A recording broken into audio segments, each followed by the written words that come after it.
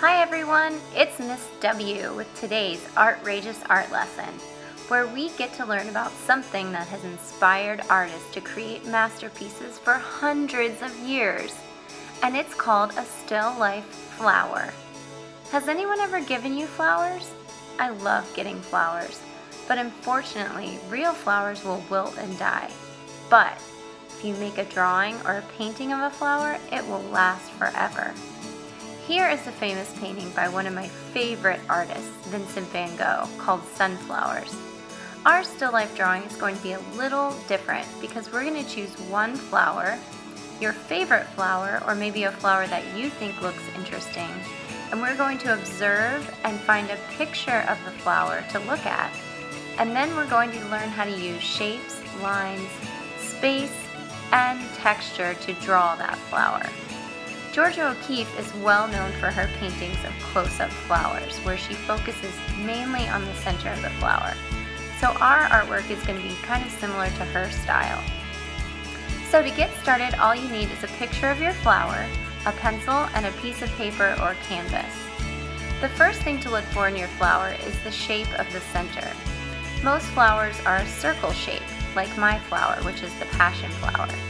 It's really easy to draw a circle, so if you're worried about making your flower look real, just start drawing that shape.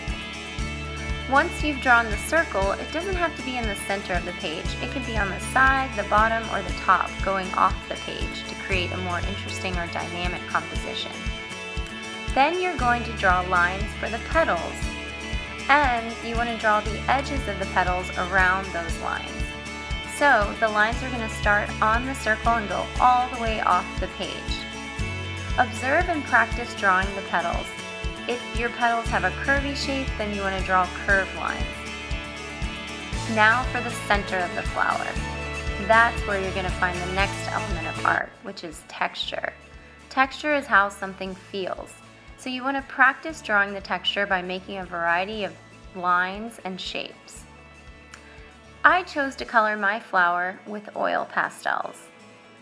We want to create value using the oil pastels by building up layers and mixing colors.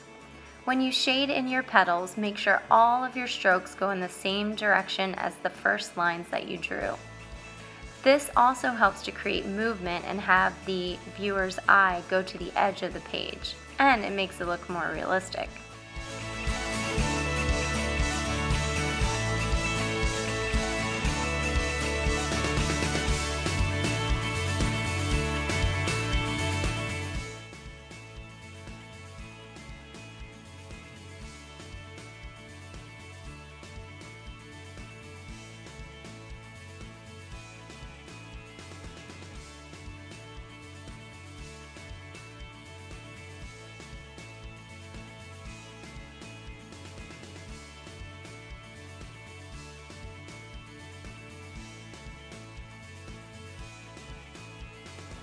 Once you've built up several layers of oil pastel, you can use the oil in your fingers to blend the color together, or you can actually dip your finger in a little bit of baby oil, not too much, and you can use that to blend the colors.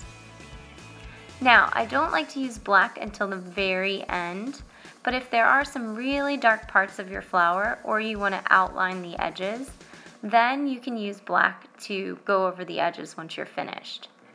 You also need to think about the negative space around your flower.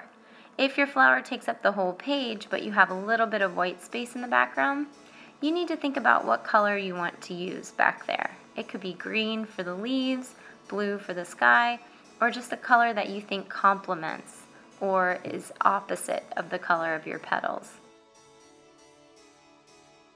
I also can go back in, and you can see after I've mixed the colors with the baby oil, I can actually use a tissue and I can wipe off some of the color if I want that color to be a little bit lighter. So you can add oil pastels, you can take away oil pastels, you can blend them, but I would not recommend blending the center where you find the texture. Texture looks better if you just leave it the way you shaded it in.